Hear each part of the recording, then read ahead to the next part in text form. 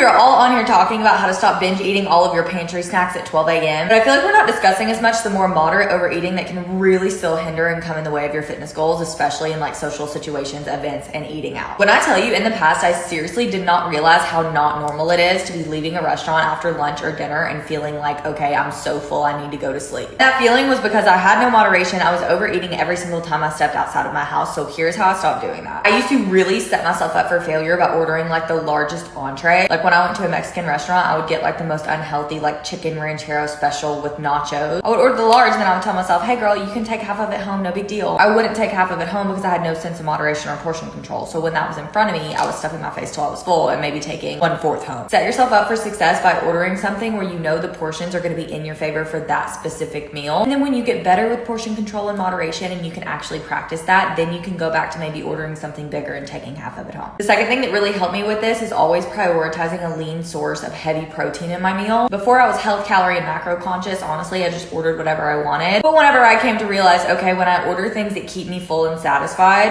strategically pick my order based on that, I'm going to be way more successful with actually eating a smart portion. So maybe that means instead of ordering the fettuccine alfredo, I'm ordering the shrimp scampi with broccoli, so I actually have a source of fiber and protein that's going to keep me full and satisfied so I can walk away. Not overly stuffed, but also having naturally just been able to portion control that meal in a better way because it's keeping me full. The next thing is one I tell my clients all the time, and that is setting your intentions before you go out into this social event. All it takes is a couple of times of you walking away from a social event or a restaurant or an outing, having achieved what you wanted to achieve, for your confidence to skyrocket, and you being able to do that over and over and over again because you've proven to yourself, you have proof of concept that you can do it in a smart way. Setting your intentions beforehand can drastically improve your follow through, especially if you're working on executing in like a calorie deficit or you're counting macros. So what I'll have my clients do is set their intentions with me, like, okay, Kelly, when I walk into this dinner, here's what I want to order. Here's maybe where I want my flexibility to go to if I want to order a drink or try a dessert. And here's where my mental and my mindset is going to be at whenever I'm eating this meal. I'm going to slow down. I'm going to be present. I'm going to not feel the need to go ham on all the appetizers before my food gets there, or whatever that specific thing is they want to practice to be better at. When it comes to these social situations, setting those intentions beforehand so you know exactly what you want to follow through for that to be a successful eating out event for you really just helps your mind gain clarity so that you can go in focused on exactly what you want to accomplish. I think doing this is so helpful regardless of what situation you're in. I've done this at Thanksgiving before where I've told myself like, okay, Kelly, you don't have to revert back to your old habits of going across the buffet and getting some of every single thing and loading your plate up more than you could ever even eat and then feeling like you have to stuff your face full for the culture. No, whenever I go into holidays now, I set my intentions